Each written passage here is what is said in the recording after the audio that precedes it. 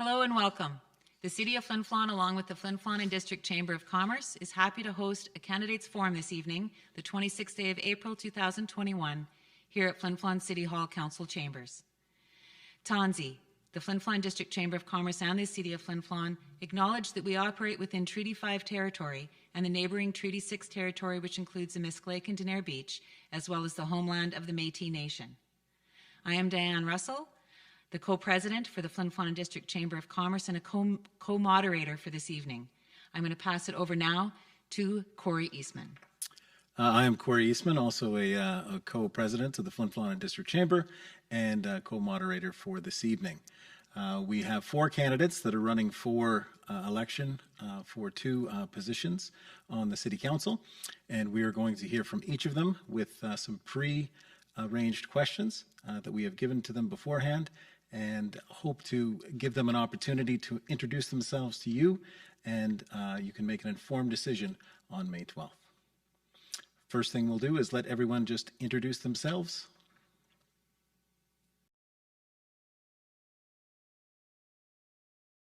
Hello, I'm Leslie Beck, and I am put my name forward to be one of the 2 candidates for the 2021 councillors' positions that became vacant over the last 4 years before the next election in 2022.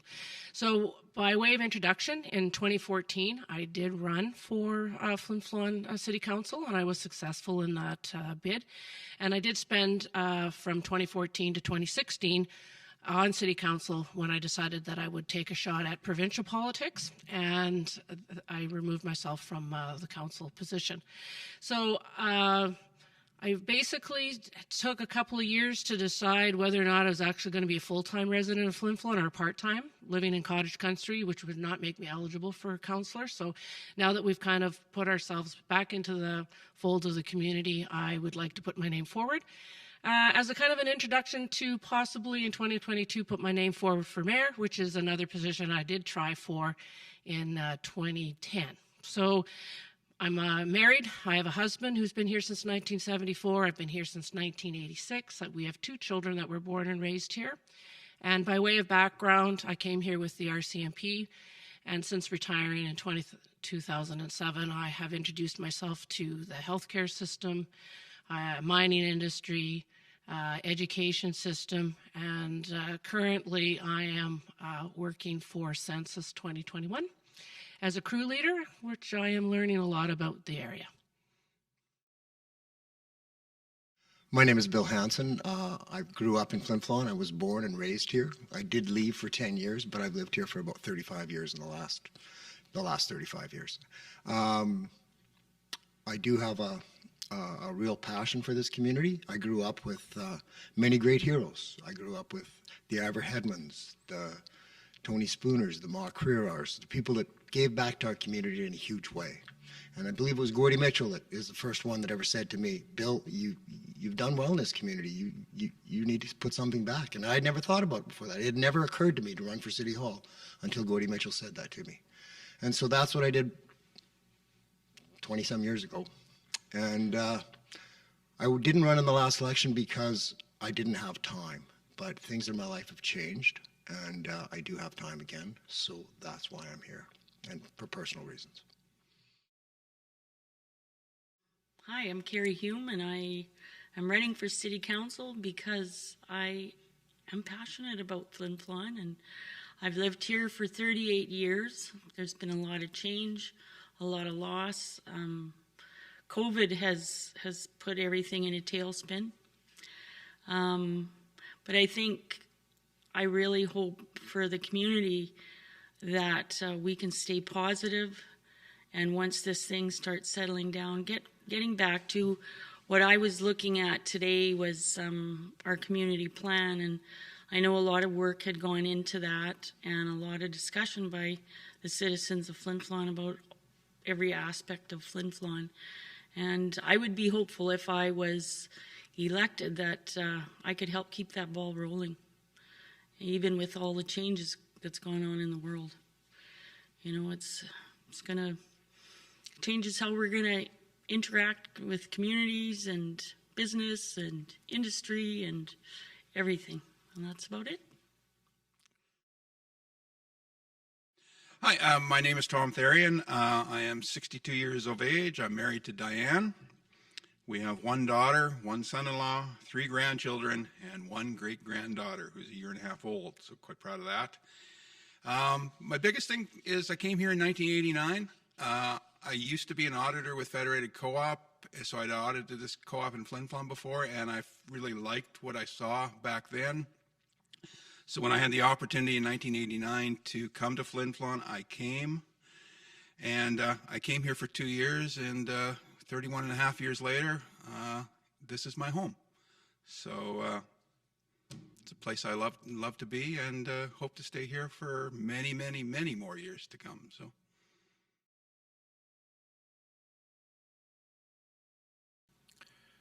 So in your opinion, what is the biggest challenge facing our municipality, and what would you like to do about it? Well, I mean, the biggest challenge is going to be what are we going to do when Hud Bay finally either pulls the plug on this community or drastically downsizes, whatever the case may be. I've always said that Hud Bay should never be an integral part of this community. We have a tendency to be defined by Hud Bay, but personally, I think we're defined by who we are and what we are. Hud Bay plays a significant role in it, but it isn't the be all and end all of who we are and what we do. So we need to be able to address the issue as to what we're going to do with the reduced presence of Hud Bay. But that's not the only issues. There are others. We now need to effectively balance funds not to overly stretch our tax dollars. We must be able to still offer services needed to maintain a healthy community. And it's, as far as I'm concerned, I think we can do that. It's going to take some some challenges out there. How we adequately address these issues remains to be seen. I'm sure council is already doing that. This isn't new. The Hud Bay issue is not new, and most of this is not new. So I look forward to working with current council and moving forward and positively for this community. So more recently, I think my opinion on that has really come full circle. And I came up here with the government and was really locked into my role as an RCMP officer to try and see what I could do to create a safety net within the community that people felt safe.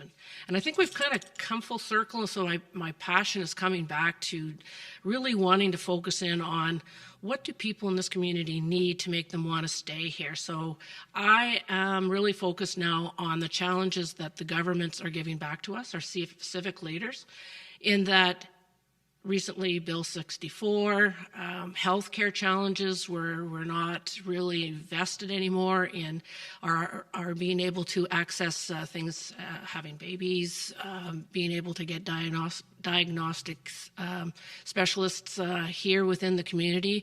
Closing the ER is another one. So for myself, I would like to be able to be on council so that I could be a strong stand-up voice to actually challenge back to the government. What are you going to do? Because not everybody can move to Winnipeg. We're a diverse province. We need people living from border to border to border to border, because that will make us the strongest province we can be.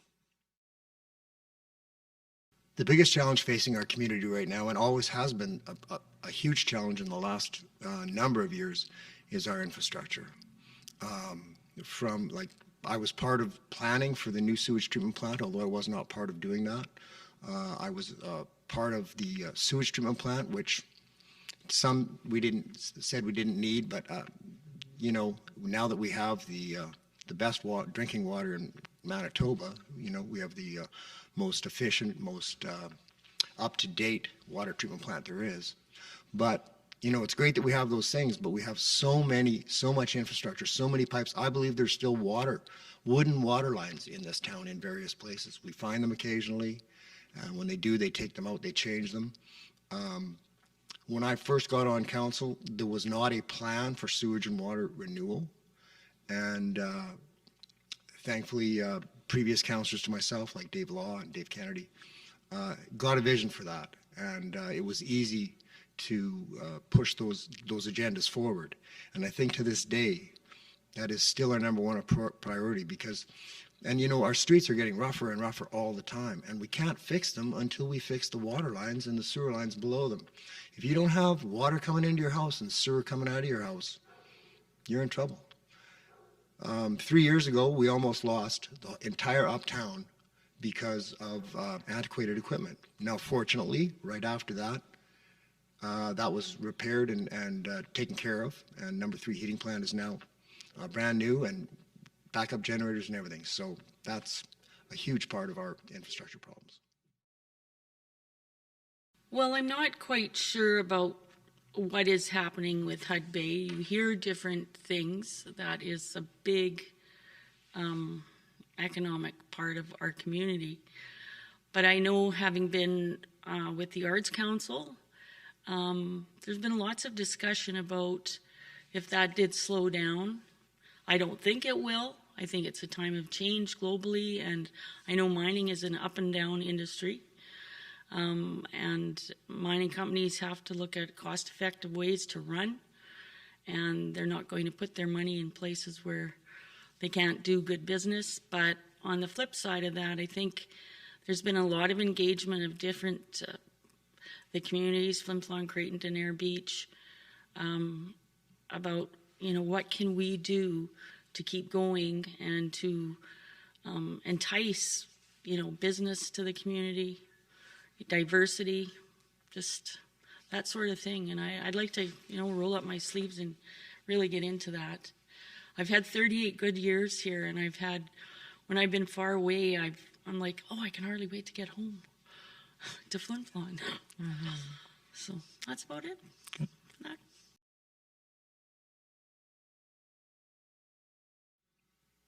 So we asked the candidates, what do you think is the key to Flin Flon's economic future? People working together, you know, business. You know, when I hear about things about this hub on the radio, that's really cool.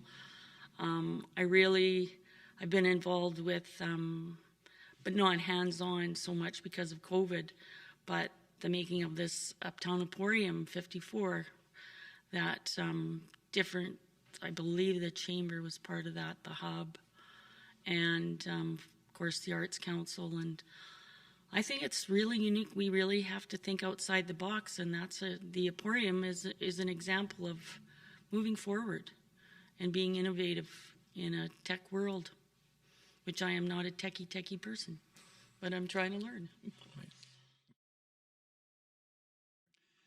Well, we need to project a positive focus that Flin Flon is the place to be.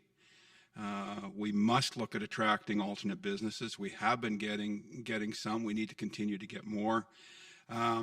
We have to project the attitude that we're open for business. We cannot look at what's going on with Hud Bay negatively.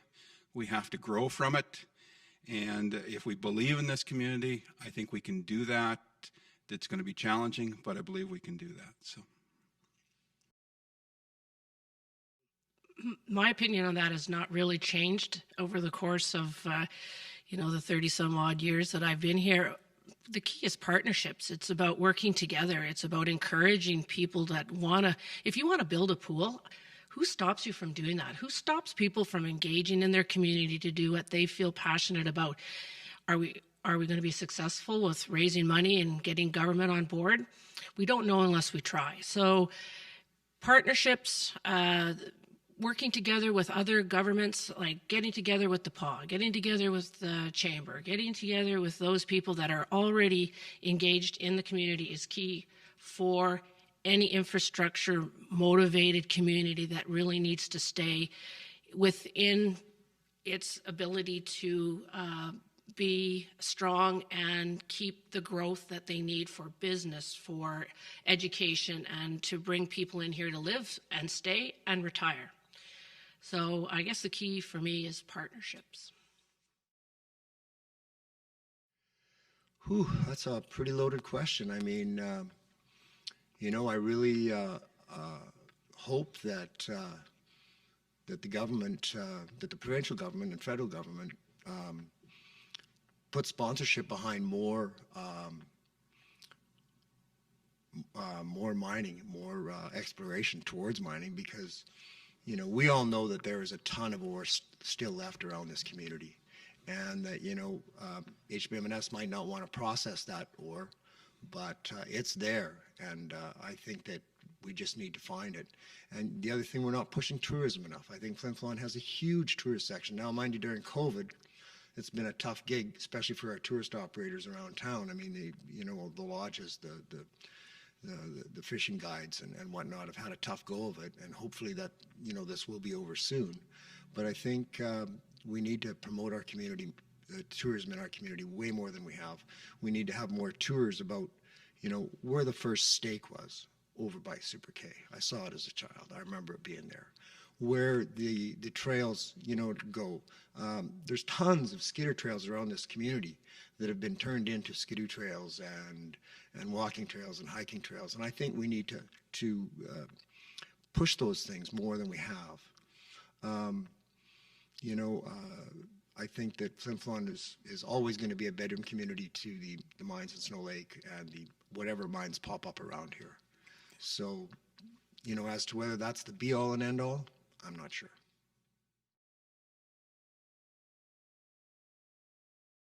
If elected, what do you wish to address as part of local government? Well, as part of municipal government, I was chair of engineering services for about 16 years. And I think that we have some real problems in the fact that we don't have a chief engineer right now. We don't have a civil engineer running the Public Works and Utilities Department, and that's a problem. I think that we need a full-time bylaw officer. I think that that we've had too many employees quit over the last year or two, and I don't know if there was any exit interviews done, but I think that should have been done to find out what's going on, what's the problem, because whenever you have good people leaving your organization, there's a problem, and you need to figure out what that is. So that, and also we need the bylaw enforcement officer, because we need to clean up Main Street. Main Street, right now, people are afraid to go to the bank at night. People are afraid to walk down Main Street at night, and that's a problem. So I don't know how I can add to that, but I think there's some real fundamental problems right now with our municipal government. If I was elected, I would like to, well, certainly I'd be on a learning curve, but I don't have any one target. I want to see the community flourish. I want it to, find ways to be sustainable and innovative on the way doing that, and keeping our youth here as families. It's nice to see young families. Many leave and many come back. But what makes them come back, and what can we improve upon going forward and sustaining for them? We have, it'd be nice to have more shops on Main Street, but we can't even go there right now with COVID. So, unfortunately, but I'd really like to get involved in getting out there and seeing what people want and keeping that community plan going. Don't let it die on a shelf somewhere. Okay, when I first originally heard that question, I kind of thinking, well, are you asking me if I have a hidden agenda? No, I don't. I think Flin Flon needs to be positively focused. I believe I can help create that positivity. We definitely, our Flin Flon is here to stay. It's not going anywhere, regardless of what's going on. And council must move forward aggressively to promote Flin Flon. It's just kind of an easy answer. If we can't do that through local government, then we're in trouble. In all fairness, I have to say, first and foremost, I'd like to be briefed on what local government has already done. not going to base anything I say here tonight on rumor that I've actually just heard from lay people or people walking up and down the street. So in fairness to that, so I'm hoping that if elected, the first few weeks is going to be a lot of catching up, getting debriefed by mayor and council to know exactly what it is that has been done. And then for key issues for me, what I'm looking in that dialogue is, what has this local government done for the pandemic? What have they done in challenging the shutdowns that have occurred through our education system? What have they done with respect to the mine closure suspected to occur in 2022? So those, for me, if I were to get those questions answered, my goals would be to talk about population stabilization. And once stabilization, we need stabilization in order to then talk about education, health, and infrastructure, such as roads and building new facilities to accommodate people that we hope will maintain their residence here and then grow it from there through new challenges through business.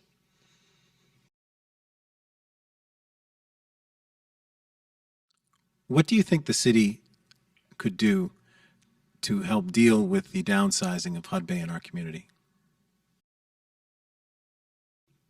My hope is that if elected, one of the debriefing questions was going to be catching me up on the plan that has already been discussed. My hope is that the current mayor and council has been having long, thoughtful conversations about what actually happens once they start doing the care and maintenance for the Hud Bay and its economic footprint that it was here in Flin Flon. The main key to the conversation has to be around the grant in lieu. And is Hud Bay going to actually maintain that grant in lieu at the current standard that it's at? Or are they going to suggest that because there is no footprint here other than the care and maintenance that they get to reduce that grant in lieu? Losing the grant in lieu would be pretty detrimental to us moving forward from the footprint that they obviously at this point in time they can't sustain because of the ore. So how we move forward is really going to surround how they're going to help us to build around them and hopefully adjust in who's going to stay, who's going to go, how many people are going to be staying here for the care and maintenance. So it's a big question, and it's going to evolve over the course of the next little while. So it's not something you just say, well, they're going to do this, this, and this. It's going to be a challenge. Well, it's going to be very hard to encourage people to stay here when they don't have a job. So, I mean, I know you can't fool with the tax base because that's covered under the Municipal Act. But I think we're going to have to do or come up with some sort of program where, or industry. I mean, there's lots of industry that's untapped in this community. Like there are a ton of herbivores and flora and fauna in our surrounding us that pharmaceutical companies want. And I've heard this pitch a few times before. I think there's actually a course coming up on how to pick these out. And I think that could be huge. I think that this is an untapped resource that we've not even gone close to. And I think that we need to actually maybe even temporarily hire somebody to identify this or get a hold of a company or a corporation that's looking for these products to guide us in the right way to harvest them and to get them to market. That's just one of my ideas, and it's such a tough question. It's such a tough thing. I mean, there's many people I know that are so worried about their, people are trying to sell their house now. I'm not going to sell my house. I'm keeping my house. I love it here. So, otherwise I'm not sure how to address that. Right. I'd have to know more, really, about what our options are. And I know there's the huge shift of moving employees over to Snow Lake. But having said that, I know a lot of them are going to keep their homes in Flin Flon, Daenerre Beach, and wherever they are living, many of them work in the paw or live in the paw. But I'd really, in all honesty, have to say that I would like to learn more about that and work on that issue. Yeah.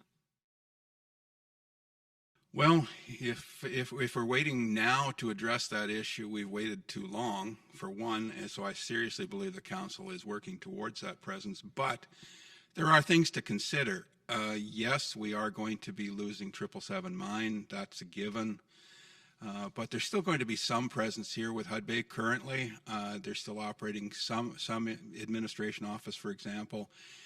They still have to have a presence in Flin Flon, but yes, we're going to lose a good number of workforce people probably to Snow Lake, but these people are still going to be living somewhere, and Flin Flon is the community of choice for most of these people. So yes, we will see a negative impact in terms of numbers, but I don't think it'll be as drastic as it could be. And we don't know in the future whether Hudbay, there's still ore in here. Greenstone Belt is huge. There still has to be ore out there somewhere. We have other companies in the area looking positively. It's just, I think we need to keep away from Hudbay. We know it's going to negatively impact us, but I think we can't dwell on it. I really don't think we can.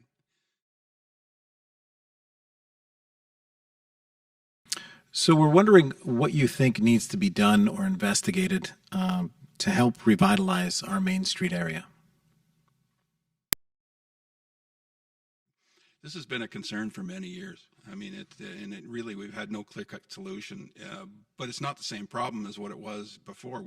Prior to that, we had to deal with mall site and how that would affect businesses both in the Main Street area and elsewhere. Currently, there is somewhat of a different problem in that a lot of people consider Main Street to be unsafe. So definitely a stronger police force needs to be out there. We need to be able to make people comfortable to be on Main Street, to go from business to business. And let's face it, business is still out there. We have still seen some progress. And I'll give the example of the Co-op Mall site. There are currently 12 businesses and or services within that one building that used to be a food store. So, I mean, that's a positive. We have another dental clinic. That's a positive. I see Main Street as, it's an ongoing project. It's never going to change. It's an ongoing project, but there are different problems. Sometimes, originally, like I said, it was the mall. Now it's something completely different. So we still need to make sure that we stay focused on Main Street, and we do what we can to ensure that Main Street stays here, because Main Street of any community is an integral part of a community. I'm just in a really good place to make this statement. When you have 11,000 people in your community, you don't notice Main Street as much as when you only have 4,000 people. When I moved here in '86, we had issues on Main Street that are not too much different than what we have today, in that people congregate in areas where it's convenient. And it's about managing how and why those people accumulate there. If we're talking about the issues that I'm hearing on the street about homelessness or vagrancy, or however we're going to, encapsulate what each person sees differently. For me, I always believe that what we did back in my day is foot patrols, engaging in the people, engaging our government agencies to look at ways that, how do we get somebody who's homeless unhomeless? Maybe they don't want to be unhomeless. Maybe that's the current lifestyle that they like. But if that's turning into places where I'm standing in the liquor store and it's robbed while I'm standing there, well, that's not a good place to be. Now we have to start talking about issues that are at hand. The answer to my complaint about standing in the liquor store and it being robbed, to close it at 5 o'clock in the afternoon, is not an answer for me. closing down the ATMs because people won't stop using them as places to sleep and use the washroom is not the answer. So we need to look deeper into that to see where we can actually be effective. Well, the Main Street area is a little rough right now.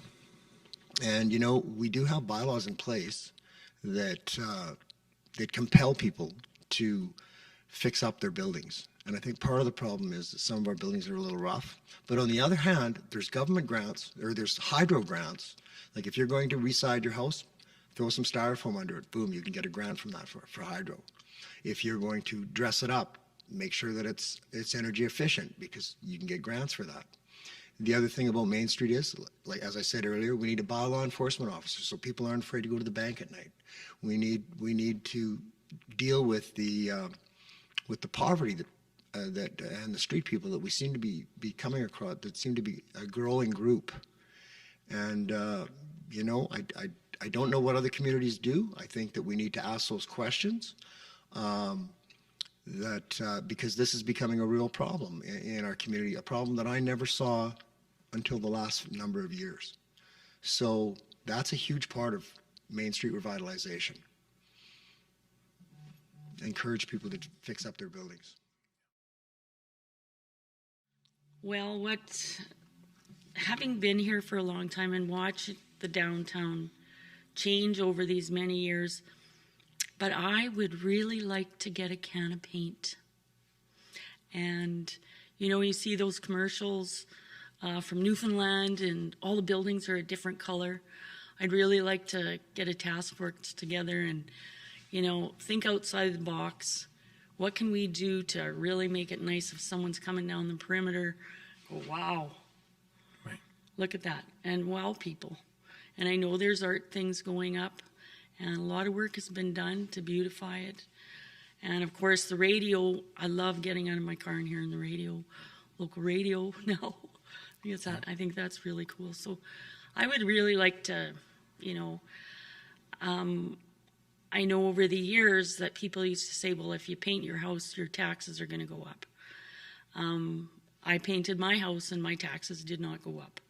But I think, in all honesty, taxpayer people that own property in the uptown area, I think we have to address the upkeep and that sort of thing, and maybe somehow enforced that things be kept up. If it's a rental property and there are people in it, it has to be kept up to a standard that makes it a welcoming place for even the person that's renting the place.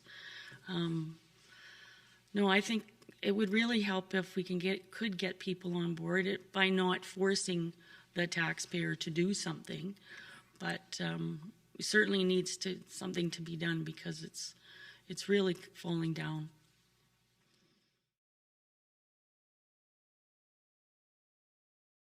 So we'd like to hear what your plan may be for collaborating with other communities and levels of government to ensure a sustainable and prosperous future for our area.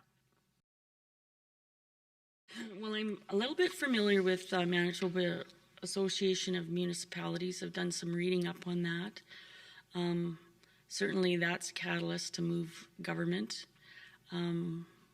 Certainly willing to learn a lot more about how that works. And I don't know what the relationship has been with the city of Flin Flon and the government over the years, and I'd like to delve into that. I often wonder why you hear negative things, and I don't know whether it's gossip, what's truth, and that's a big part of me running too, is people make negative comments about something, and I really wonder if it's true. And by putting myself in the position of hopefully counselor, I can sort that out in a meaningful way and deal with it and be on board as a team and, do things for the city of Flin Flon. Well, the city of Flin Flon has been working with other communities for many, many years, and we have to. Unfortunately, we're separated by a funny little line separating us into two provinces, when in fact we are one great big community. And there's lots of issues. Like, why do we have 2 RCMP offices? Why do we have 2 arenas? Why do we have multiple fire departments? All of this costs money. And it's money that we could spend in other areas should we finally get together where we can actually collaborate. And my whole issue has always been, if we decide to put something new out there, does it really matter what side of the border it's on if we can all work together to make sure it's there? Like, biggest issue would be Pool Rec Center. If the land is available in Creighton or Phantom Lake or wherever, why does it have to be in Flin Flon? Why can we not just make this one great big community and work together as one great big community? The thing that I love the most is collaboration. I just get so engaged when I'm allowed to actually talk to other service groups, other governments. When I was on council, or when I was running for the Liberals in 2016, that was me. I mean, if there's 10 people in the room, I want to know all 10 people. I really want to know what their ideas are. We have a lot of opportunities in northern Manitoba. The one being that I have been really having conversations around is the road, the all-weather road, that the potential to go from, Mexico right through to Nunavut, right, via Flin Flon, and the ability to take the railroad. So the PAW gets the railway hub. We get a trucking hub. Another community gets a diagnostic center for people in the north to go to, that they don't have to travel all the way to southern Manitoba. We can't do that unless we're all engaged in it together, and that we all see the value in what each of us could gain from it, and not really implode on ourselves that, oh no, I'm not going to talk to this community about it because what if they get it over us? It really has to be north of 54, north of 53. The pandemic is a perfect example. We really need to engage so that we saw it on the East Coast. You can actually, bring a group of people together, even though there's boundaries, and you can still work together to stop something from spreading. Information is key, having good sources and quality sources of how information is put out to your communities. So I'm engaged in that. It's one of my strong suits in being able to do that with other people. And so I'm hoping if I'm elected, I'll be right back in the saddle and, riding my horse around if I can. Well, I believe 5 or 6 years ago that Flin Flon, Creighton, and Dianne Beach got together, and we have an economic development officer that we each fund. I really liked the last economic development officer. I don't know if they've got a new one yet, because I haven't been in the know for a couple of years since she left. I think that it's very important that our 3 communities work hand in hand, because no matter what happens here, it affects all 3 of us. If something happens at Dianne Beach, that affects Flin Flon. Something happens in Creighton, it affects Flin Flon. Something happens in Flin Flon, it affects Creighton and Dianne Beach. And I mean, when they first closed down the COVID and they put a blockade between Flin Flon and Creighton, and I phoned Bruce Fiddler and I said, come on, Bruce, we might be 3 municipalities, but we're one community. And he says, I totally agree. And so I think Bruce is the one that took care of that and sort of got them moved out onto the highway. And because I work with how many people from Creighton and how many people from Dianne Beach. You have to interact with these people on a daily basis. So it's very important that our 3 communities work together. And it's too bad that the proposed pool and community center that we had planned for the border area over by the where the old South Main was, across the street from the South Main, it was too bad that we could not get the governments, the 2 municipal or 2 provincial governments and the federal government to work together on that, because that was a solid plan. That would have been a lifesaver and a godsaver for this community. And I don't think that should fall off the table. I think that should happen again, and that the people of Creighton, the people of Dianne Beach, and the people of Flin Flon all have the same goals when it comes to that.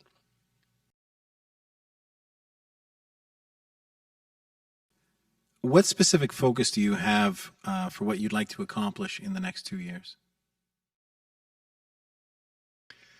Well, again, I harp on this all the time, and I did when I was in council, is if we don't, put money into our infrastructure, if we don't keep the water running and the sewer coming out of houses, we're in trouble. If we don't do those renewals, we're never going to be able to fix our streets. That's paramount, and that's going to be even more difficult once HBMNS. And if I knew what the grant in lieu from HBMNS was going to be post HBMNS, that would really help make decisions along those lines. Right. I believe we figured out, Rick Bacon and I figured out about 10 years ago that if we did water and sewer renewals at the pace we were doing 10 years ago, which was quite a bit more than we're doing now, we were probably doing $500,000 to $1 million a year then, and I don't think we're driving a bus that big anymore. I think we figured then that it was going to take till 2035 to get all the metal out of the ground and everything be plastic. So that's probably even a further goal now. Well, I certainly have a lot to learn, but I think networking in the community. I don't know what we would be able to accomplish. I really don't know the financial situation of the city, but obviously by the new decor we have money. So I'd like to see what's, what the town needs, what the city of Flin Flon needs, and focus on helping with whatever the council feels needs to be worked on. Be supportive of that. And I mean, I'm not running to come in and try and change anything drastically. It's a time of moving forward, and I'd like to join that team. It's an interesting answer. I mean, really, we need to stay focused and positive. There's no two ways about it. We need to ensure we have a future to look forward to for many, many generations. I see no other way to do it. We need to make all our decisions based on the fact that we are here for the long term, not the short term. I think we need to move positively and in the right direction to ensure that we are here for the long haul. So that my focus for the next year and a half is to ensure the council stays on that track and doesn't get into a defeatist mode, if you will. If we can't be positive, we definitely will be doomed to fail. So I see me as staying positive and focused and ensuring that we, like I say, we can be here for many, many years. This next 2 years for me is going to be an interview process for the community of Flin Flon to interview me so that I can successfully run for mayor and be elected.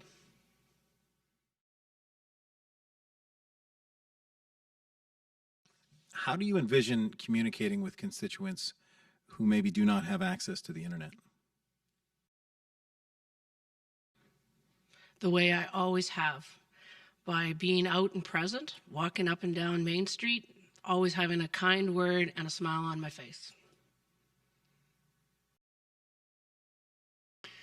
Well, my phone number has always been available to every constituent in Flin Flon. 204-271-3090 has been since I got a cell phone in '96. So, or 2006, whenever cell phones came out, I got one.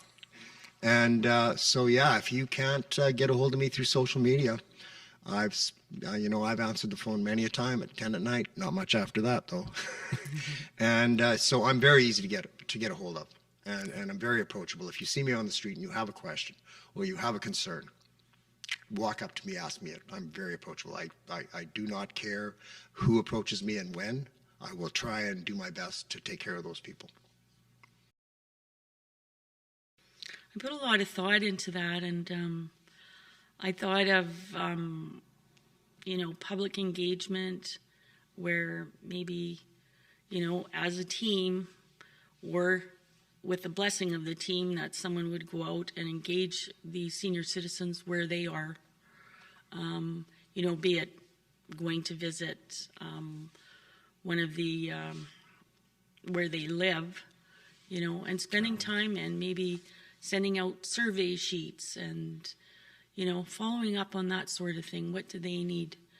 What are their needs and perceived needs, and what can we do, whether it be a health issue or a housing issue or a crime issue, and just keep in touch with them, because I know without internet access, I know at this time I've had conversations at times with other matters at public health, and I wonder about those people that are without and don't have the mental capacity to look for services and that sort of thing. So it's really networking with all the areas regarding the population. Well, that's kind of interesting. I mean, when you talk about people not having access to internet at this day and age, you kind of go, oh, that doesn't make sense. But I guess maybe it does. We still have a significant seniors population that, I'm not exactly tech savvy at 62, not like my grandkids, that's for darn sure. But the city's currently posting in the reminder, so that's one avenue. We probably should have a larger radio presence. Perhaps maybe we do a radio show, bring on a counselor of the week or whatever the case may be to bring people up to speed. We need a community access board. Creighton has a community access board. I think it works well. Some place where some people can come down to, check things out, make sure things are going. And we probably need more than one because we're a large community. And as far as I know the city set up voicemail for all counselors. So that's another avenue. People can phone. Unless, of course, they don't have phones either. Then we don't know how else to answer that one for you. Right. But yeah, no, there are alternate ways to keep people informed. But I think right now the presence in the reminder, and if we could get more presence on the radio, I think we can get towards that. So.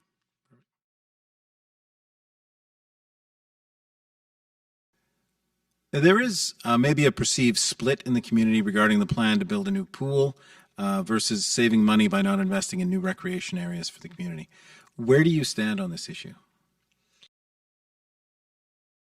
Well, recreation is an integral part of a healthy community, and it's what attracts people to the community, along with things like schools, healthcare, business and services, jobs, whatever the case may be. But an integral part of all of that in a healthy community is recreation. So to that end of it, I support the pool and support it wholeheartedly. A pool rec complex actually would make more sense. At the same time, I understand it is financially, I'm not going to say impossible for the city of Flin Flon to finance the pool rec center on its own without significantly impacting its ability to finance everything else that it has to do. There's only so many tax dollars out there to work with. So we need to work with other communities to try and attract the pool, try and make it feasible, try to make it work.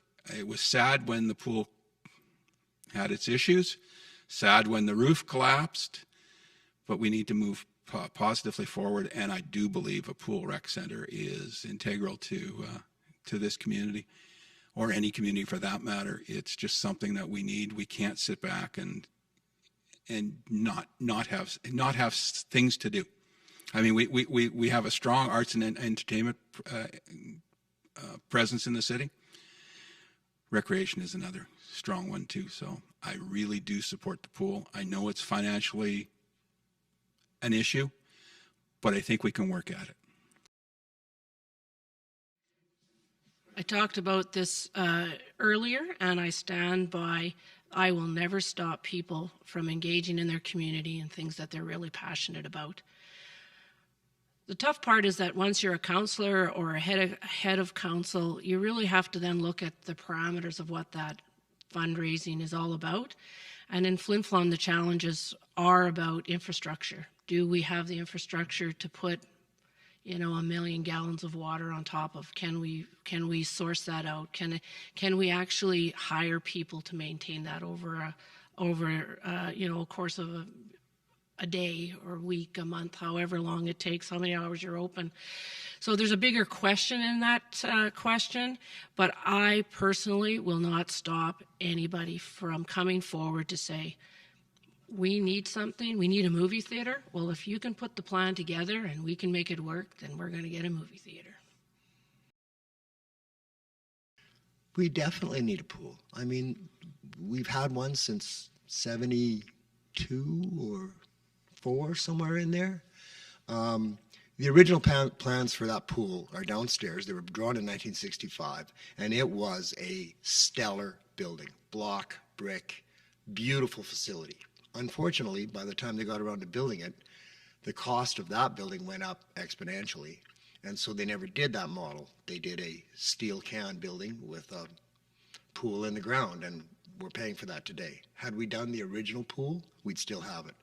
Now, I'm all for building a pool. As soon as somebody can show me what it's going to cost to build it and what it's going to cost to operate it, great. Then we should be making those plans, because if you don't make plans, you don't know what you're going to do, right? So that's where I stand on the pool. Well, I really like to see all kinds of recreation. It's a benefit to the community. I know that there's been a lot of work done and some plans made. Maybe those plans have to be scaled back. I personally would love to see a pool in Flin Flon. I know as an aging person, I won't say how old I am, there are great benefits to being in water all year round. You know, and maybe the pool, if there was one to come down the road, it wouldn't be as big, it wouldn't be as fancy, but it would be functional. You know, that sort of thing. I haven't heard any. I did phone a friend of mine who is an avid pool user, and I said, have you heard any negative things about the pool? And she's like, no. And I know she's worked tirelessly with volunteering to raise money for that pool. So I don't know where it's all standing right now. But I would like to see a pool. Whether that can happen economically, that is something, if elected as a councillor, I'd look at.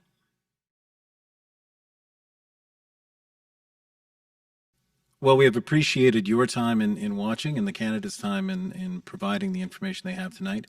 We'd like to give each candidate now a opportunity to give a final summary statement.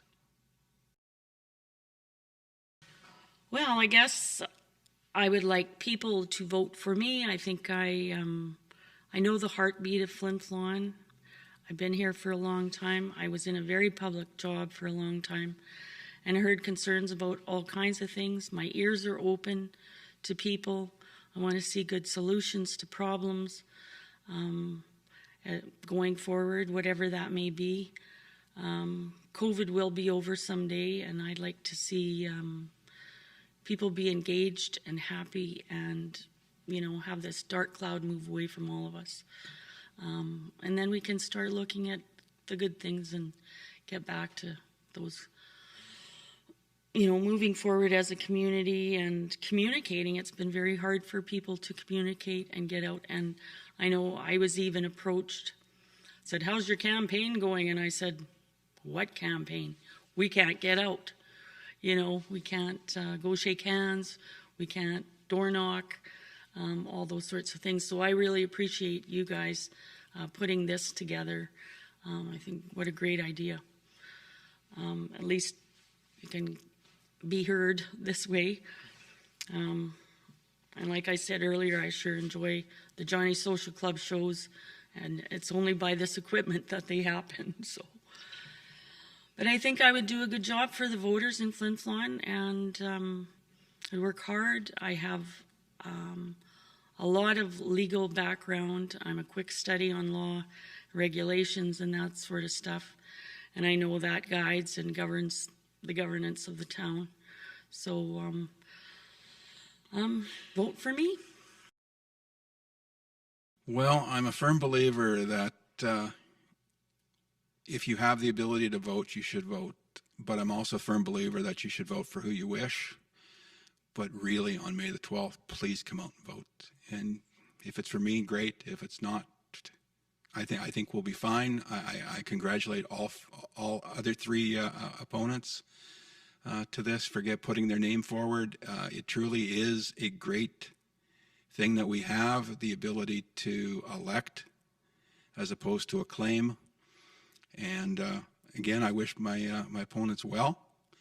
And but please vote for who you wish, but please do vote. Thank you.